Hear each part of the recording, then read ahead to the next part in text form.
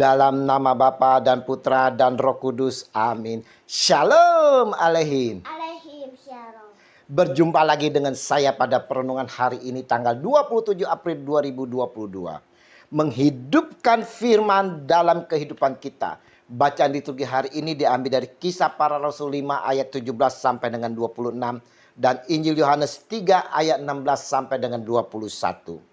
Saudara-saudaraku yang terkasih, masih ingatkah kita saudara akan musibah bencana NTT beberapa waktu yang lalu saudara?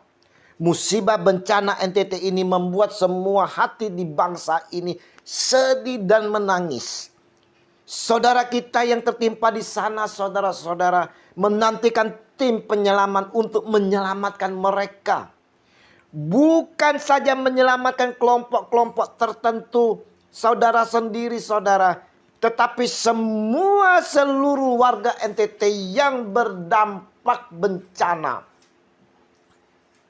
Teringat juga oleh kita saudara-saudara, bagaimana peristiwa tragis di tahun 1998 begitu banyak meninggalkan luka fisik maupun luka batin. Juga begitu banyak korban jiwa saudara. Karena begitu besar kasih Allah akan dunia ini, sehingga ia telah mengaruniakan anaknya yang tunggal supaya setiap orang yang percaya kepadanya tidak binasa melainkan beroleh hidup yang kekal. Yohanes 3 ayat 16. Saudaraku yang terkasih, Tuhan Yesus datang ke dunia ini saudara-saudara adalah untuk membawa kabar baik saudara. Bukan kabar penghukuman. Yang dibawanya adalah keselamatan. Sebab kebinasaan sedang membawa dunia karena dosanya. Karena kebinasaan yang terjadi pada dunia inilah Allah yang adalah kasih rela mengorbankan putranya untuk kita agar kita semua dapat selamat.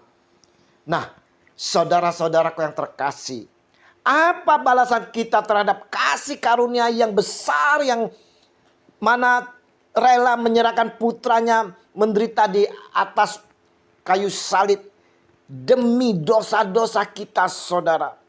Siapakah kita ini saudara sehingga kita memperoleh kasih karunia ini?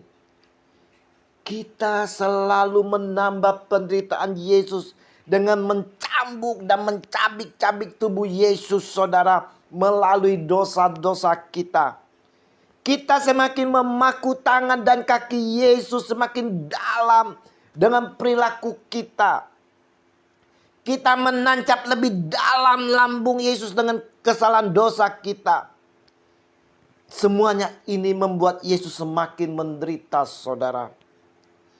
Injil hari ini yang kita renungkan mau mengajak kita semua saudara-saudara untuk memahami akan kedatangan Tuhan Yesus ke dunia adalah untuk menyampaikan kabar baik di tengah musibah yang akan membinasakan kita.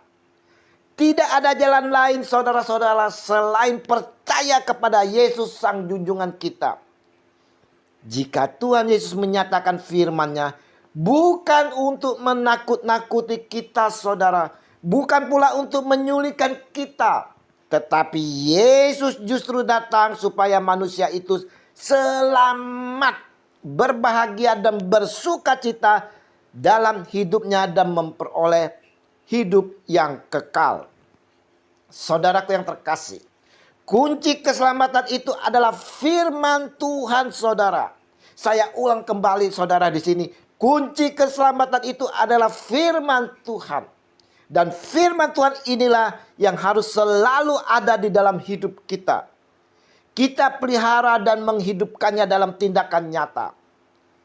Dan ajakan keselamatan Yesus ini merupakan pilihan. Seperti yang dikatakan Yesus sendiri.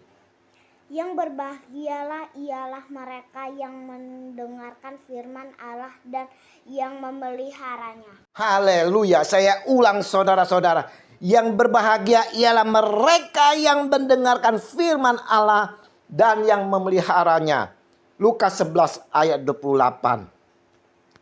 Saudaraku yang terkasih, bagi siapa yang hendak mendapatkan keselamatan Tuhan, saudara, harus datang kepada terang Tuhan, yaitu firman itu sendiri. Tetapi saudara-saudara, jika ada yang tidak mau selamat dan membenci terang Tuhan, sebab dia sudah nyaman akan dosanya, maka dia akan binasa. Hanya ada dua kemungkinan, saudara-saudaraku yang terkasih. Datang kepada terang Tuhan atau menjauh dari terang Tuhan. Namun yang pasti keselamatan hanya ada pada terang Tuhan, saudaraku. Mari saudara-saudaraku yang terkasih, kita mau menerima firman Tuhan itu dan mau menghidupinya di dalam kehidupan kita, saudara. Karena firman Tuhan bagi kita sungguh akan menguatkan iman kita dan selalu menerangi perjalanan hidup kita, sehingga kita tidak meraba-raba dengan keraguan menghadapi apapun yang ada di depan mata kita. Sebab Tuhan selalu beserta kita, memberi petunjuk-petunjuknya. Sebagaimana tertulis di dalam Mazmur 119 ayat 105. Firman-Mu itu pelita bagi kakiku dan terang bagi jalanku. Haleluya. Saudara-saudaraku yang terkasih, mari kita mau saudara-saudara menghidupkan firman itu di dalam kehidupan kita. Kita mau hidup di dalam firman. Sama-sama.